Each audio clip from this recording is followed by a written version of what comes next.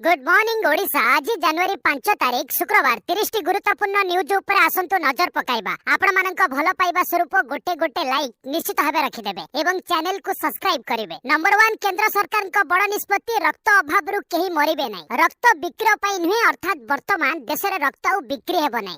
रक्त अभाव रु केही मरिबे नै। वर्तमान डाक्तरखाना एवं बेसरकारी ब्लड बैंक गुडी रक्त पई विपुल परिमाण रो चार्ज आदाय करि पारिबे नै। कारण प्रधानमंत्री नरेंद्र मोदी सरकार एक बड़ निष्पत्ति नेछंती, जहां अंतर्गत ब्लड बैंक किंबा डाक्तरखाना केवल रक्तदान पई प्रक्रियाकरण शुल्क आदाय करा जाय परिबो। एहा व्यतीत जेउ देय आदाय करा जाउथिला ताहा आदाय करा जिवो नै। सरकार को द्वारा एने एडवाइजरी रे देशर समस्त डाक्तरखाना एवं ब्लड बैंक को दिया जायछि। नूतन नियम को कड़ाकड़ी पालन करबा को निर्देश दिया जायछि। Central drug standard control organisation द्वारा जारी करा जायथिबा चिठी रे कुहा जायछि, ड्रग्स परामर्शदाता कमिटी रो 62तम बैठक समस्त राज्य तथा केंद्र शासित अंचल सहित अनुष्ठित होइतिला।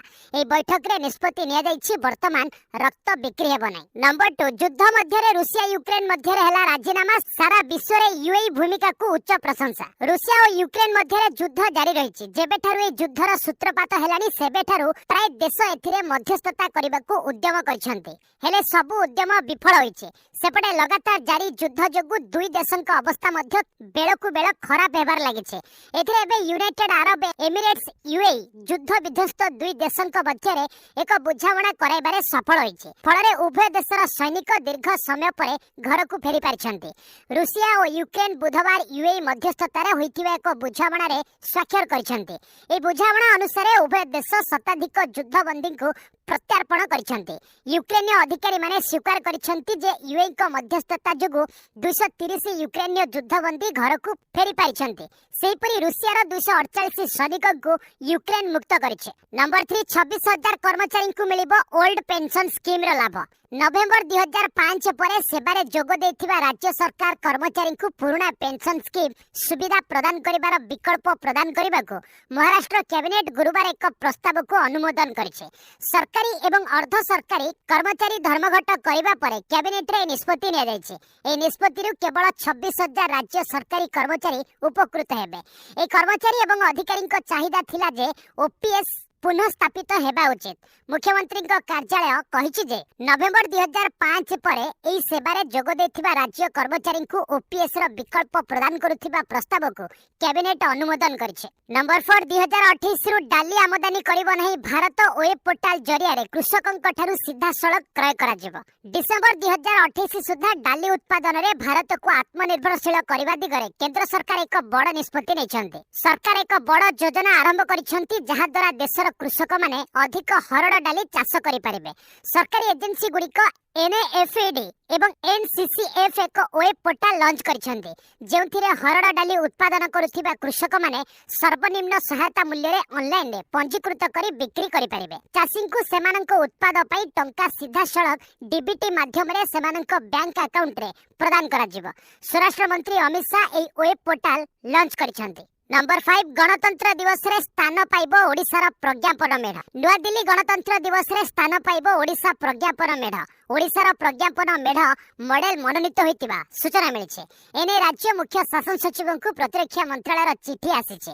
16 टी राज्य और केंद्र शासित अंचल मॉडल चूड़ांत नै चिठी होइছে। चलित वर्ष ओडिशा पक्षरु रघुराजपुर शिल्पी ग्राम मॉडल पठा जायतिला। नंबर 6 ड्राइवर महासंघर अनिर्दिष्ट काल जाय स्टीयरिंग छाड़ा आंदोलन सामिल हेबो ओडिशा। नुआ हिट एंड रन आईन को विरोध करी 2 दिन तले प्रत्याहृत होइतिबा आंदोलन गुरुवार ठु पुणी थरे समग्र देश रे आरंभ होइছে। एथिरे ओडिशा ड्राइवर महासंघ मध्य सामिल हेबो। समग्र राज्यर ड्राइवर आगामी 2 दिन मध्य रे निज गाड़ी को घरे किंबा निज मालिकक जिम्मा दे आंदोलन में सामिल हेबे। एने राज्य ड्राइवर महासंघर सभापति प्रशांत मेंडुली सूचना दैछन्ते। नंबर 7 फेब्रुआरी 13 तारिख रे आबुधाबी गस्त करिवे प्रधानमंत्री। आसंता फेब्रुआरी 13 तारिख रे भारतीय प्रधानमंत्री नरेंद्र मोदी संयुक्त अरब एमिरेट्स गस्त करबाकू जाउछन्ते। प्रधानमंत्री मोदी आबुधाबी गस्त करिवे एवं एठारे एक कार्यक्रम रे जोग देबे। एई कार्यक्रम रो नाम अहलान मोदी 2024 रखा जायछि। ଏହା ପୂର୍ବରୁ ମଧ୍ୟ କୁହାଯାଇଥିଲା ଯେ ଆବୁଧାବିରେ ନିର୍ମିତ BAPS ସ୍ୱାମୀନାରାୟଣ ମନ୍ଦିରର ଉଦ୍ଘାଟନ ସମାରୋହରେ ଯୋଗ ଦେବାକୁ ପ୍ରଧାନମନ୍ତ୍ରୀ ମଧ୍ୟ ନିମନ୍ତ୍ରଣ ପାଇଛନ୍ତି। ଆବୁଧାବିରେ ନିର୍ମିତ ଏହି ମନ୍ଦିର 14 ଫେବୃଆରୀରେ ଉଦ୍ଘାଟନ ହେବାକୁ ଯାଉଛି। ପ୍ରଧାନମନ୍ତ୍ରୀ ମୋଦି ଏହି ଉଦ୍ଘାଟନୀ ସମାରୋହ ପାଇଁ ନିମନ୍ତ୍ରଣ ଗ୍ରହଣ କରିଛନ୍ତି ଏବଂ ସେ ନିଜେ ଏହି ଉଦ୍ଘାଟନୀ କାର୍ଯ୍ୟକ୍ରମରେ ଯୋଗ ଦେବାକୁ ଯାଉଛନ୍ତି। ନମ୍ବର 8 ପରିକ୍ରମା ପ୍ରକଳ୍ପ 12 ତାରିଖରୁ ଆରମ୍ଭ ହେବ ଯଜ୍ଞ ପ୍ରକ୍ରିୟା। ଆସନ୍ତା ଜାନୁଆରୀ 17 ତାରିଖରେ ଲୋକାର୍ପଣ ହେବ ଶ୍ରୀମନ୍ଦିର ପରିକ୍ରମା ପ୍ରକଳ୍ପ। ଏଥିପାଇଁ ଭବ୍ୟ ଆୟୋଜନ ଆରମ୍ଭ କରିଛି ଶ୍ରୀମନ୍ଦିର ପ୍ରଶାସନ। ଏହି ଧାର୍ମିକ କାର୍ଯ୍ୟ ଲାଗି ଦେଶର ପ୍ରମୁଖ ଦେବଦେବୀ ପୀଠ ଚାରିଧାମର ପୀଠାଧୀଶର ବିଶିଷ୍ଟ ଧର୍ମଗୁରୁ ଓ ଖ୍ୟାତନାମା ବ୍ୟକ୍ତିମାନଙ୍କୁ ନିମନ୍ତ୍ରଣ କରିବା ପ୍ରକ୍ରିୟା ପ୍ରାୟ ସରି ଆସିଲାଣି। ତେବେ 12 ତାରିଖରୁ ଆରମ୍ଭ ହୋଇଯିବ ଯଜ୍ଞ ପ୍ରକ୍ରିୟା। ଶ୍ରୀନଗରରେ ଗଜପତିଙ୍କ ଦ୍ୱାରା ଗୁଆ ଟେକା ହେବ। ଗୁଆ ଟେକା ପରେ ଚାଲିବ ଯଜ୍ଞ ପ୍ରକ୍ରିୟା। 3 ଦିନ ଧରି ଚାଲିବ ଧାର୍ମିକ ଆଧ୍ୟାତ୍ମିକ କାର୍ଯ୍ୟକ୍ରମ। 17 ତାରିଖରେ ଯୋଗ ଦେବେ ଦେଶର 60ଟି ମନ୍ଦିରର କର୍ମକର୍ତ୍ତା। ନମ୍ବର 9 ଅଧିକ ଶକ୍ତିଶାଳୀ ହେବ BDA 67ଟି ନୂଆ ପଦକୁ ମୁଖ୍ୟମନ୍ତ୍ରୀଙ୍କ ମଞ୍ଜୁରୀ। ସୂଚନା ମୁତାବକ ଭୁବନେଶ୍ୱର ଉନ୍ନୟନ କର୍ତ୍ତୃପକ୍ଷ BDA ର ଏନଫୋର୍ସମେଣ୍ଟ ବ୍ୟବସ୍ଥାକୁ ଅଧିକ ଦକ୍ଷ ଓ କ୍ରିୟାଶୀଳ କରାଇବା ଲକ୍ଷ୍ୟରେ ମୁଖ୍ୟମନ୍ତ୍ରୀ 67ଟି ନୂଆ ପଦକୁ ମଞ୍ଜୁରୀ ପ୍ରଦାନ କରିଛନ୍ତି। ସେଥିରେ ଗୋଟିଏ ଆସିଷ୍ଟାଣ୍ଟ କମିଶନର, 6ଟି ASI ଓ 60ଟି କନେଷ୍ଟବଳ ପଦ ସାମିଲ ରହିଛି। ରାଜ୍ୟ ପୋଲିସ ପ୍ରଶାସନ ପକ୍ଷରୁ ଏହି ପଦଗୁଡ଼ିକ ସୃଷ୍ଟି ହେବାକୁ ଥିବା ବେଳେ ଏହି ପଦକ୍ଷେପ ଫଳରେ ବିଭିନ୍ନ ଉନ୍ନୟନମୂଳକ ଜବରଦଖଲ କାର୍ଯ୍ୟ ତ୍ୱରାନ୍ୱିତ ହୋଇପାରିବ। ଭୁବନେଶ୍ୱରକୁ ଅତ୍ୟାଧୁନିକ ସୁବିଧା ସୁଯୋଗ ଯୋଗାଇବା ସହିତ ତାର ରୂପରେଖରେ ପରିବର୍ତ୍ତନ ଆଣିବା ପାଇଁ BDA ଗୁରୁ ଦାୟିତ୍ୱ ବହନ କରିଛି। ନମ୍ବର 10 ମୋଦି ଶ୍ରୀରାମ ମନ୍ଦିର ଉଦ୍ଘାଟନ କରିବେ, ମୂର୍ତ୍ତି ସ୍ପର୍ଶ କରିବେ। ମୁଁ କଣ ସେଠାରେ ତାଳି ବଜାଇ ଜୟ ଜୟକାର କରିବି? ସୂଚନା ଥାଉ କି ଶଙ୍କରାଚାର୍ଯ୍ୟ ସ୍ୱାମୀ ନିଶ୍ଚଳାନନ୍ଦ ସରସ୍ୱତୀ ରତଲାମରେ ତ୍ରିବେଣୀ ତଟରେ ହିନ୍ଦୁ ଜାଗରଣ ସମ୍ମିଳନୀକୁ ସମ୍ବୋଧିତ କରିବାକୁ ଆସିଥିଲେ। ଏହି ସମୟରେ ସାମ୍ବାଦିକମାନେ ତାଙ୍କୁ ଅଯୋଧ୍ୟା ଯିବା ସମ୍ପର୍କରେ ପ୍ରଶ୍ନ କରିଥିଲେ। ତେବେ ଗଣମାଧ୍ୟମ ପ୍ରଶ୍ନରେ ପ୍ରତିକ୍ରିୟା ଦେଇ ଶଙ୍କରାଚାର୍ଯ୍ୟ କହିଛନ୍ତି ଯେ ମୋଦି ଉଦ୍ଘାଟନ କରିବେ, ମୂର୍ତ୍ତି ସ୍ପର୍ଶ କରିବେ। ମୁଁ କଣ ସେଠାରେ ତାଳି ବଜାଇ ଜୟ ଜୟକାର କରିବି? ମୋ ପଦର ବି ମର୍ଯ୍ୟାଦା ରହିଛି। ମୁଁ ସେଥିରେ ଆଞ୍ଚ ଆସିବାକୁ ଦେବି ନାହିଁ। ଏମିତି ଆୟୋଜନରେ ମୋର ଯିବାର କଣ ଆବଶ୍ୟକ? କେବଳ ସେତିକି ନୁହେଁ, ଶଙ୍କରାଚାର୍ଯ୍ୟ ଆହୁରି ମଧ୍ୟ କହିଛନ୍ତି ଯେ ମୋତେ ଯେଉଁ ନିମନ୍ତ୍ରଣ ପତ୍ର ମିଳିଛି ସେଥିରେ ମୋ ସହ ମାତ୍ର ଜଣକୁ ଯିବା ପାଇଁ ଅନୁମତି ଦିଆଯାଇଛି, କିନ୍ତୁ ରାମ ମନ୍ଦିର ଟ୍ରଷ୍ଟ ପକ୍ଷରୁ ଅନ୍ୟ କୌଣସି ପ୍ରକାର ଯୋଗାଯୋଗ ହୋଇନାହିଁ। ନମ୍ବର 11 ୱାଇନାଡ୍ ଆସନରୁ ହିଁ ଲଢ଼ିବେ ରାହୁଲ, ସ୍ପଷ୍ଟ କଲା କଂଗ୍ରେସ। ଲୋକସଭା ନିର୍ବାଚନ ପ୍ରସ୍ତୁତିର ଚର୍ଚ୍ଚା ମଧ୍ୟରେ ପ୍ରଶ୍ନ ଉଠିଛି କି ରାହୁଲ ଗାନ୍ଧୀ କେଉଁ ଆସନରୁ ନିର୍ବାଚନ ଲଢ଼ିବେ। ଏହାରି ଭିତରେ କଂଗ୍ରେସ ସ୍ପଷ୍ଟ କରିଛି କି ରାହୁଲ ୱାଇନାଡ୍ ଆସନରୁ ହିଁ ନିର୍ବାଚନ ଲଢ଼ିବେ। ବିରୋଧୀ ସହଯୋଗୀ ଇଣ୍ଡିଆରେ ସାମିଲ ଥିବା କମ୍ୟୁନିଷ୍ଟ ପାର୍ଟି ଅଫ୍ ଇଣ୍ଡିଆ ପୂର୍ବତନ କଂଗ୍ରେସ ସଭାପତି ରାହୁଲ ଗାନ୍ଧୀଙ୍କୁ ୱାଇନାଡା ଆସନ ଛାଡ଼ିବାକୁ କହିଥିଲେ। CPI କହିଛି ଯେ ୱାଇନାଡା ସିଟ୍ ବାମପନ୍ଥୀକୁ ଛାଡ଼ି ଦିଆଯାଉ। ନମ୍ବର 12 ପୁଣି ବଢ଼ିବ କେଜରିୱାଲ ସରକାରର ମୁସ୍କିଲ। ମହିଳା କ୍ଲିନିକରେ ଫେକ୍ ଟେଷ୍ଟକୁ ନେଇ CBI ଯାଞ୍ଚ ନିର୍ଦ୍ଦେଶ ଦେଲେ LG। ଦିଲ୍ଲୀରେ କ୍ଷମତାସୀନ ଆମ୍ ଆଦମୀ ପାର୍ଟି ଆପ୍ ପାଇଁ ଗୋଟିଏ ପରେ ଗୋଟିଏ ସଙ୍କଟ ବଢ଼ିବାରେ ଲାଗିଛି। ପ୍ରବର୍ତ୍ତନ ନିର୍ଦ୍ଦେଶାଳୟ ପକ୍ଷରୁ ମୁଖ୍ୟମନ୍ତ୍ରୀ ଅରବିନ୍ଦ କେଜରିୱାଲଙ୍କ ଗିରଫଦାରୀ ନେଇ ଗୁରୁବାର ଜୋରଦାର ଚର୍ଚ୍ଚା ହୋଇଥିଲା। ତେବେ ଏହା ମଧ୍ୟରେ ଇଡି କେଜରିୱାଲଙ୍କୁ ଚତୁର୍ଥ ସମନ ଜାରି କରିବାକୁ ପ୍ରସ୍ତୁତ ହୋଇଥିବା ଏକ ଟପ୍ ସୂତ୍ରରୁ ଜଣାପଡ଼ିଛି। ତେବେ ଏହା ମଧ୍ୟରେ ଆପ୍ ସରକାର ପାଇଁ ପୁଣି ଏକ ବଡ଼ ସଙ୍କଟ ଆସୁଛି। ମହିଳା କ୍ଲିନିକରେ ଫେକ୍ ଟେଷ୍ଟକୁ ନେଇ ଦିଲ୍ଲୀ ଉପରାଜ୍ୟପାଳ ବିନୟ କୁମାର ସକ୍ସେନା CBI ଯାଞ୍ଚ ନିର୍ଦ୍ଦେଶ ଦେଇଛନ୍ତି। LGଙ୍କ CBI ଯାଞ୍ଚ ସୁପାରିଶ ପରେ ଏବେ ପୁଣି କେଜରିୱାଲ ସରକାରଙ୍କ ମୁସ୍କିଲ ବଢ଼ିପାରେ।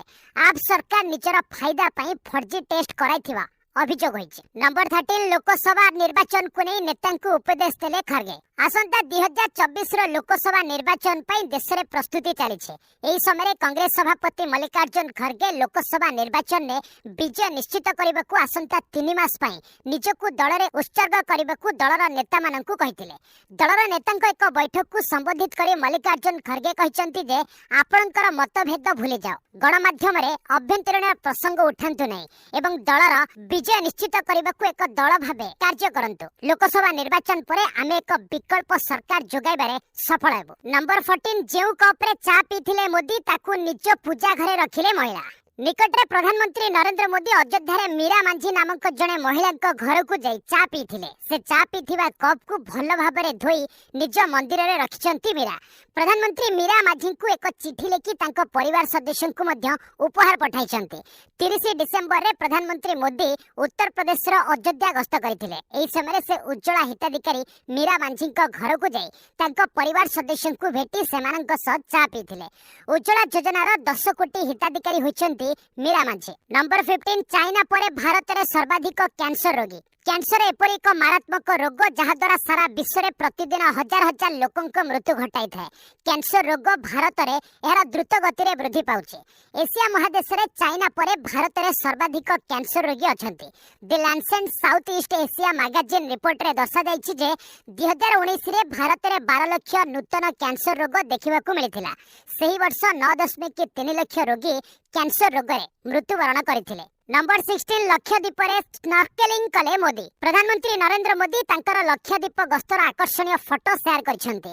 स्नॉर्केलिंग फोटो शेयर करबा बेले प्रधानमंत्री कहिसंती जे लक्षद्वीप रे दुसाहसिक कार्य करबाकू चाहुथिबा व्यक्तिक तालिका रे रहिबा उचित। मु स्नॉर्केलिंग करबाकू चेष्टा कली। एहा एक आनंददायक अनुभूति थिला। समुद्र कूल रे बुलिथिबा बेलर फोटो शेयर करबा सह प्रधानमंत्री एक चौकी रे बसे समुद्रर दृश्य उपभोग करुथिबार मध्ये देखा जायछि। एहा सह प्रधानमंत्री केंद्र सरकार का विभिन्न योजनार लाभार्थी कथा होइछन्ते। एथिरे आयुष्मान भारत, पीएम किसान, पीएम आवास और किसान क्रेडिट कार्ड भली योजनार लाभार्थी शामिल होइतिले। नंबर 17 पिलांको भूल पाई माता पिता जीवे जेल। पिलामानकर भूल पाई एबे माता पिता जेल ले रहिबे। उत्तर प्रदेश मुख्यमंत्री योगी आदित्यनाथ सरकार को पक्षरु वर्तमान ए नूतन नियम लागू होइছে, जहां अनुसार माता पितांकु सेमानक पिलामानक भूल पाई जेल जीवाकू पड़िबो। राज्य रे 18 वर्षरु कम वयस्क पिलामानक गाड़ी चलाबा उपरे संपूर्ण निषेधादेश जारी होइছে। सेमानकु 2 चकिया जान किबा 4 चकिया जान चलाइबाकू सरकार बारण करछन्ते। जदि कोनोसी माता पिता 18 वर्षरु कम वयस्क पुओ किबा झियो को गाड़ी चलाइबा पई दियंती तबे सेमानकु 3 वर्ष जेल दंडादेश कराजिबा सहित 25,000 टंका जरिमाना रे दंडित कराजिबो।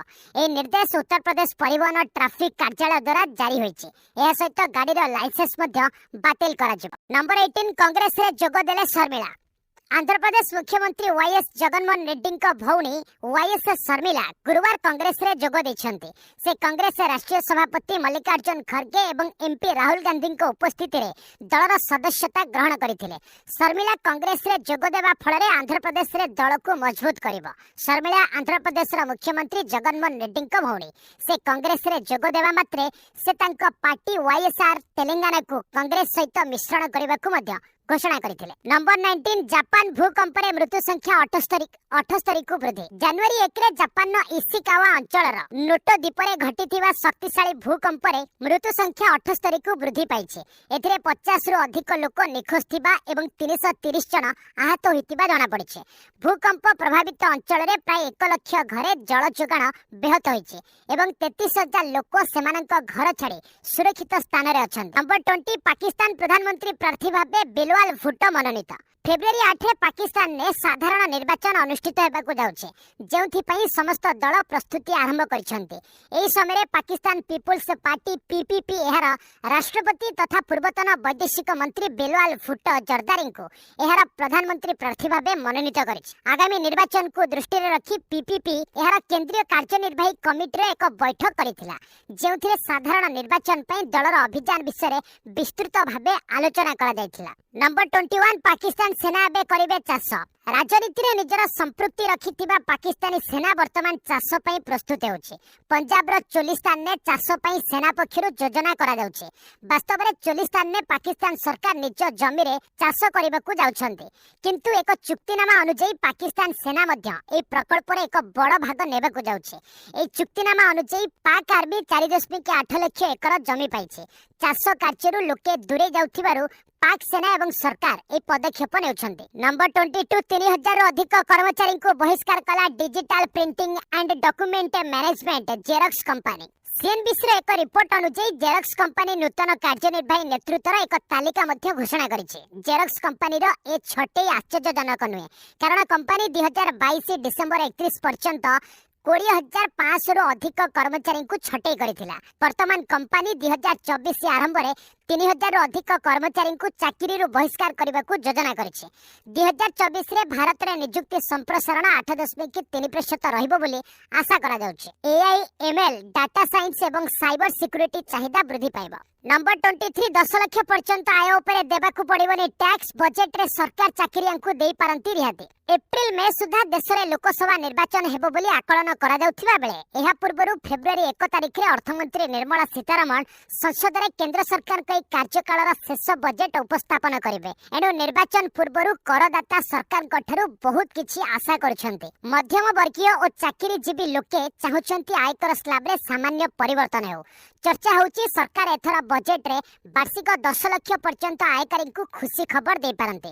ଗଣମାଧ୍ୟମ ରିପୋର୍ଟ ଅନୁସାରେ ଏଥର ବଜେଟ୍ରେ ସରକାର ଏକ ଖାସ୍ ବେତନଭୋଗୀ ବର୍ଗଙ୍କୁ ରିହାତି ଦେବା ପାଇଁ ବିଚାର କରିପାରନ୍ତି। ନମ୍ବର 24 ଅନ୍ତର୍ଜାତୀୟ ନମ୍ବରରୁ ଆସୁଥିବା ଆତଙ୍କ ସୃଷ୍ଟିକାରୀ କଲ୍ ପ୍ରତି ସତର୍କ ରହିବାକୁ ନାଗରିକମାନଙ୍କୁ ଦୂରସଞ୍ଚାର ବିଭାଗର ପରାମର୍ଶ। ଭାରତର ଷ୍ଟକ୍ ଏକ୍ସଚେଞ୍ଜ ଏବଂ ଟ୍ରେଡିଂରେ ବାଧା ସୃଷ୍ଟି କରିବା ନେଇ ଦାବି କରୁଥିବା ଅନ୍ତର୍ଜାତୀୟ ନମ୍ବରରୁ ଆସୁଥିବା ଆତଙ୍କ ସୃଷ୍ଟିକାରୀ କଲ୍ ଠାରୁ ସାବଧାନ ରହିବା ଲାଗି କେନ୍ଦ୍ର ଯୋଗାଯୋଗ ମନ୍ତ୍ରାଳୟ ଅଧୀନ ଦୂରସଞ୍ଚାର ବିଭାଗ ନାଗରିକମାନଙ୍କୁ ପରାମର୍ଶ ଦେଇଛି। ଆତଙ୍କ ସୃଷ୍ଟି କରିବା ଉଦ୍ଦେଶ୍ୟରେ ଦେଶ ବିରୋଧୀ ତତ୍ତ୍ୱମାନେ ଏଭଳି ବିପଜ୍ଜନକ କଲ୍ କରୁଛନ୍ତି। ଡିଓଟି ସମସ୍ତ ଟେଲିକମ୍ ସେବା ପ୍ରଦାନକାରୀ ସଂସ୍ଥାକୁ ଏଭଳି ନମ୍ବରରୁ ଆସୁଥିବା ବିପଜ୍ଜନକ କଲ୍କୁ ବ୍ଲକ୍ କରିବାକୁ ନିର୍ଦ୍ଦେଶ ଦେଇଛି। ଏଭଳି କଲ୍ ପାଇବା ପରେ ନାଗରିକମାନେ ଟେଲିକମ୍ ସେବା ପ୍ରଦାନକାରୀ ସଂସ୍ଥାକୁ ହେଲ୍ପ ସଞ୍ଚାର ସାଥୀ କିମ୍ବା ସେମାନଙ୍କର ଟେଲିକମ୍ ସେବା ପ୍ରଦାନକାରୀ ସଂସ୍ଥାରେ ରିପୋର୍ଟ କରିବାକୁ ପରାମର୍ଶ ଦିଆଯାଇଛି। ନମ୍ବର 25 1000 ଟଙ୍କା ପର୍ଯ୍ୟନ୍ତ ଶସ୍ତା ହେବ ବିମାନ ଯାତ୍ରା। ଦେଶର ସବୁଠାରୁ ବିମାନ କମ୍ପାନୀ ଇଣ୍ଡିଗୋ ଏକ ବଡ଼ ଘୋଷଣା କରିଛି। ଏହି ଘୋଷଣା ପରେ ବିମାନ ଭଡ଼ା 1000 ଟଙ୍କା ଶସ୍ତା ହେବ। ରାମ ମନ୍ଦିରର ଉଦ୍ଘାଟନକୁ ଅପେକ୍ଷା କରାଯାଇଥିବା ସମୟରେ କମ୍ପାନୀ ଦ୍ୱାରା ବିମାନ ଭଡ଼ା ହ୍ରାସ ଘୋଷଣା କରାଯାଇଛି। ଅଯୋଧ୍ୟା ବିମାନ ବନ୍ଦରରୁ ବିମାନ ସେବା ଆରମ୍ଭ କରିଥିବା ଇଣ୍ଡିଗୋ ହେଉଛି ପ୍ରଥମ କମ୍ପାନୀ। 22 ଜାନୁଆରୀରେ ଅଯୋଧ୍ୟାରେ ରାମ ମନ୍ଦିର ଉଦ୍ଘାଟନ ହେବ। ଭଡ଼ାରେ ଏହି ହ୍ରାସର ଲାଭ ବିବାହ ଋତୁରେ ମଧ୍ୟ ଦେଖିବାକୁ ମିଳିବ।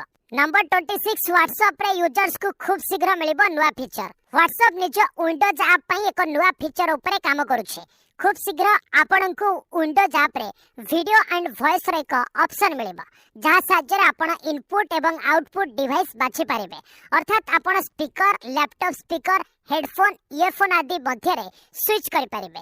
ଯଦି ଆପଣଙ୍କ କ୍ୟାମେରା ଲ୍ୟାପଟପ୍ ସହ ଆଟାଚ୍ ଅଛି ତେବେ ତାକୁ ମଧ୍ୟ ଆପଣ ଚେଞ୍ଜ କରିପାରିବେ। ନମ୍ବର 27 ମାତ୍ର 1.5 ଦିନରେ କେପଟାଉନ୍ ଟେଷ୍ଟ ଜିତିଲା ଭାରତ। ମହମ୍ମଦ ସିରାଜ ଏବଂ ଜସପ୍ରୀତ ବୁମରାଙ୍କ ଜବରଦସ୍ତ ବୋଲିଂ ଯୋଗୁଁ ଭାରତୀୟ ଦଳ ଦ୍ୱିତୀୟ ଟେଷ୍ଟରେ ଦକ୍ଷିଣ ଆଫ୍ରିକାକୁ 7 ୱିକେଟରେ ପରାସ୍ତ କରିଛି। ଭାରତ ଏବଂ ଆୟୋଜକ ଦକ୍ଷିଣ ଆଫ୍ରିକା ମଧ୍ୟରେ ଖେଳାଯାଇଥିବା ଦ୍ୱିତୀୟ ଟେଷ୍ଟ ମାତ୍ର 1.5 ଦିନରେ ଶେଷ ହୋଇଥିଲା। 3 ଜାନୁଆରୀରୁ ଆରମ୍ଭ ହୋଇଥିବା ଟେଷ୍ଟ 4 ଜାନୁଆରୀରେ ଅର୍ଥାତ୍ ଦ୍ୱିତୀୟ ଦିନର ଦ୍ୱିତୀୟ ଅଧିବେଶନରେ ଶେଷ ହୋଇଥିଲା। ରୋହିତ ଶର୍ମାଙ୍କ ଅଧିନାୟକତ୍ୱ କରିଥିବା ଟିମ୍ ଇଣ୍ଡିଆ ମ୍ୟାଚ୍ ଜିତିବା ପାଇଁ 79 ରନ୍ ସଂଗ୍ରହ କରିଥିଲା, ଯାହା ସେମାନେ 12 ଓଭରରେ 3 ୱିକେଟ ହରାଇ ହାସଲ କରିଥିଲେ।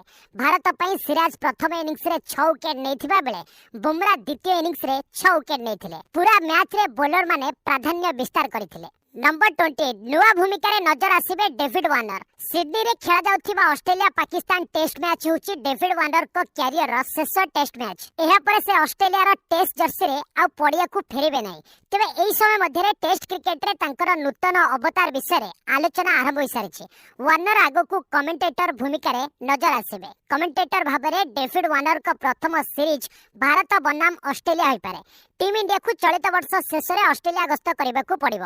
ଏଠାରେ team India 5 match test series ଖେଳିବ। ବର୍ଡର ଗାଭାସ୍କର ଟ୍ରଫି ଅଧୀନରେ ଖେଳାଯାଉଥିବା ଏହି ଟେଷ୍ଟ ସିରିଜରେ ଡେଭିଡ୍ ୱାର୍ଣ୍ଣର କମେଣ୍ଟେଟର ଦାୟିତ୍ୱ ତୁଲାଇବେ। ଡେଭିଡ୍ ୱାର୍ଣ୍ଣରଙ୍କ ଏହି ନୂତନ ଭୂମିକାକୁ ନେଇ କ୍ରିକେଟ ପ୍ରଶଂସକମାନେ ଉତ୍ସାହିତ ଅଛନ୍ତି। ନମ୍ବର 29 ଜାନୁଆରୀ 6ରୁ ଆରମ୍ଭ ହେବ ଶିଶିର ସରସ ମେଳା। ଜାନୁଆରୀ 6 ତାରିଖରୁ ଆରମ୍ଭ ହେବ ଶିଶିର ସରସ 2024। ପଞ୍ଚାୟତ ରାଜ ଓ ପାନୀୟ ଜଳ ବିଭାଗ ଅଧୀନସ୍ଥ ଓର୍ମାସ ଦ୍ୱାରା ଆୟୋଜନ ହେବାକୁ ଥିବା ଜାତୀୟ ସ୍ତରୀୟ ହସ୍ତତନ୍ତ, ହସ୍ତଶିଳ୍ପ ଓ ଖାଦ୍ୟ ମସଲାର ଏହି ମେଳା ବରମୁଣ୍ଡା ବିଜୁ ପଟ୍ଟନାୟକ ଖେଳ ପଡ଼ିଆରେ ଅନୁଷ୍ଠିତ ହେବ। ଏହା ଜାନୁଆରୀ 6 ତାରିଖରୁ 15 ତାରିଖ ପର୍ଯ୍ୟନ୍ତ ଚାଲିବ।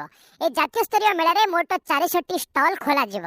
ଏଥିରେ ଓଡ଼ିଶାର ସମସ୍ତ 30ଟି ଜିଲ୍ଲାରୁ ମହିଳା ଏସ୍ଏଚ୍ଜି ଉତ୍ପାଦକ ଗୋଷ୍ଠୀ ଏବଂ ଉତ୍ପାଦକ ଉଦ୍ୟୋଗୀମାନଙ୍କ ସହିତ 26ଟି ରାଜ୍ୟର ମହିଳା ଏସ୍ଏଚ୍ଜି ଉତ୍ପାଦକ ଗୋଷ୍ଠୀ ଏବଂ ଉତ୍ପାଦକ ଉଦ୍ୟୋଗୀମାନଙ୍କ ହାତ ତିଆରି ହସ୍ତଶିଳ୍ପ, ହସ୍ତତନ୍ତ, ଖାଦ୍ୟ ମସଲା ସାମଗ୍ରୀ ଆଦି ବିଭିନ୍ନ ଷ୍ଟଲରେ ବିକ୍ରି ହେବ। ନମ୍ବର 30 राज्य चलचित्र टेली पुरस्कार राशि और पुरस्कार संख्या वृद्धि घोषणा। नुआ वर्षरे राज्य सरकार राज्य चलचित्र टेली पुरस्कार राशि और पुरस्कार संख्या वृद्धि घोषणा करिसेंती। ओडिशा भाषा साहित्य और संस्कृति विभाग ए संपर्कित उच्चस्तरीय सुपारिश को राज्य सरकार मंजूरी प्रदान करिसेंती।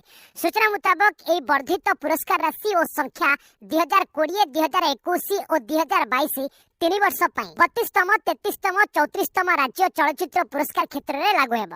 गत अगस्त मास 21 तारिख रे एने एक निर्देशनामा जारी करा दैथिबा बेले परवर्ती समय राज्य चलचित्र पुरस्कार लगी विज्ञप्ति प्रकाश पाइथिला। पूर्वरु 22टी विभाग रे राज्य चलचित्र पुरस्कार प्रदान करा जाउथिबा बेले 2010 परे 27टी विभाग को एहा वृद्धि पाइथिला।